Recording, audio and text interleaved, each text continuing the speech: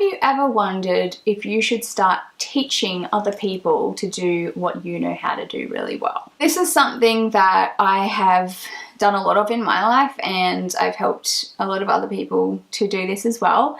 And it really does come down to who you are, what your strengths are, and what you're passionate about. And I think it's really important to kind of ask yourself these questions before you go into teaching something. So from my own experience in business, in my last business, which was hair and beauty salons, I just started getting asked a lot by people, like clients basically, would come in and they would have a spray tan or they would have hair extensions, and they would be like, you know, where did you learn how to do this? Or I want to start a business doing this, or I want to do this.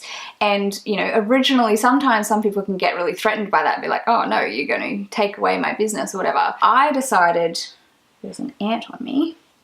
I decided to see that as another business opportunity. The fact that there were so many people asking me, where did you learn how to do this? And I was like, well, a lot of the things that I did, I was actually completely self-taught in spray tanning. I basically watched some videos and just practiced and figured out my own way of doing that, because I didn't feel like at that point I needed a course. I was like, I'll just figure it out. Hair extensions, I did do a course in. Eyelash extensions, same. I always like learn things from other people and then create my own way of doing them. I've just always done that. So then when I started importing my own range of spray tan solution and hair extensions into my business, one, to increase profits in the business by eliminating the middleman and importing directly. Two, expanding my own revenue potential by having a product that I could sell internationally rather than just locally, and that could then be B2B and B2C. I decided, well, there's another revenue opportunity there as well, to teach courses in teaching people how to do this, as well as supplying them with the product. I'm telling you that story because, one, it's possible for you to do that as well if you want to. I've got so many clients, especially in hair and beauty, but also in other industries, that have, you know, decided that they might want to start teaching something, and it depends what it is as to the qualifications that you need as well. So in the industry that I was in, there was really no qualifications in teaching hair extensions and spray tanning, and I don't think there currently still is.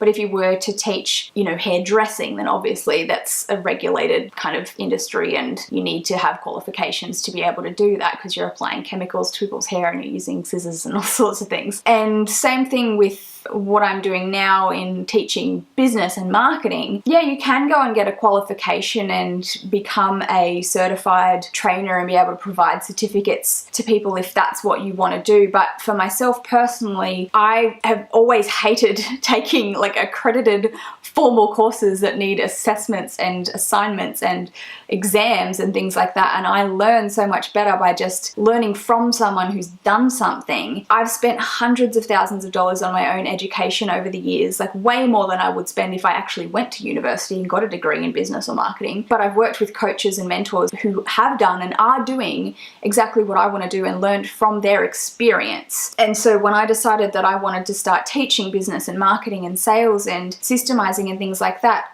I was like, well, I want to teach the same way that I enjoy learning, because I want to work with people who are like myself, if that makes sense. And so if you are wanting to start teaching, one, it's really, really important that you love teaching, because you don't want to do it just for money. There is a lot of energy that goes into it. There's a lot of energy that is taken from you. There's people that want things from you and want information and have questions all the time. So it's really, really important that you actually love helping people and you love teaching people and you love answering people's questions. Otherwise, it's just going to annoy you. Like, I've had clients who have come to me and started working with me because they wanted to start teaching an online course, or they wanted to start teaching something, but their primary motivation has been for money, and they've just got so irritated and so annoyed by their clients for asking them for help all the time. So I was like, well, I don't think teaching's for you. Like, maybe you should be the person that, you know, just does what you're best at. So I think it's really important that you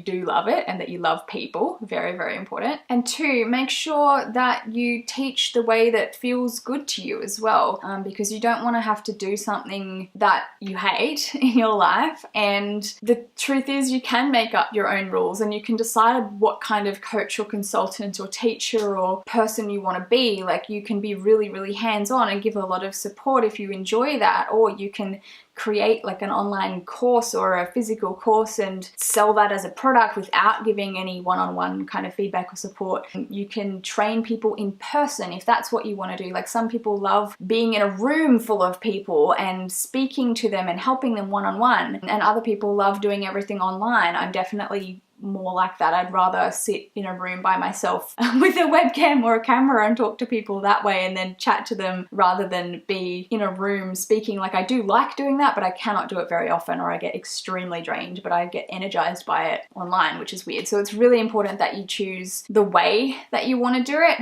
Don't think that you have to do it any certain way just because someone else does. You can absolutely make your own way, and the best way I think to do this is to think about it from your own perspective and say, well, what do I enjoy? Like, how do I enjoy learning? One of the things that I really wanted to do differently, like from all of the courses and coaches and mentors that I've worked with over the years, is that when they teach something, they teach you what to do, but I really feel like there wasn't enough being shown real life examples of it or how to do it. So when I wanted to start teaching business and marketing, I wanted to make sure that I actually did the things that I was teaching people how to do and showed them real life examples of this is how to do this and this is how I've done it and this is how, like, or even sometimes giving examples of clients, you know, or encouraging my clients to share things that they're implementing in the courses and in the support groups for my courses, because it's just, I find it's how people learn really well. I feel like I rambled a lot in that one. There was no structure to it, but that's sometimes how I teach.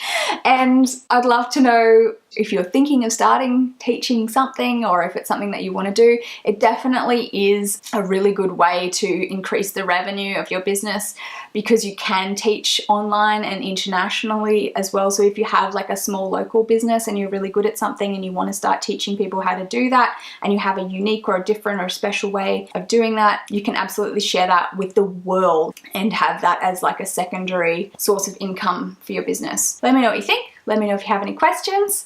If you need help, reach out. I've got courses and programs and things like that that can help you do it and guide you through it. Thank you so much for watching my video. I really hope that you liked it. If you did, please give me a thumbs up. If there's any other questions or anything that you want to know or see or hear about or need help with, comment below and let me know so I can make another video for you. Don't forget to subscribe as well. So I put out new videos every single week answering questions and giving business tips and ideas. And if you think that this video would benefit anyone else or if there's anyone in your life that you would like to see it, please feel free to share it with them. Do you want to take your business to $1 million in revenue? This is something that I'm really passionate about, helping people to do that if they're the right type of people, if they want to do that, of course. But I have created a free checklist called the Millionaire Checklist, in which I have included so many things that I believe have been the most responsible for helping me to take my business to over 7 figures in sales. If you want to get your hands on this, it's totally free. Just click the link in the description and I'd love to know what you think.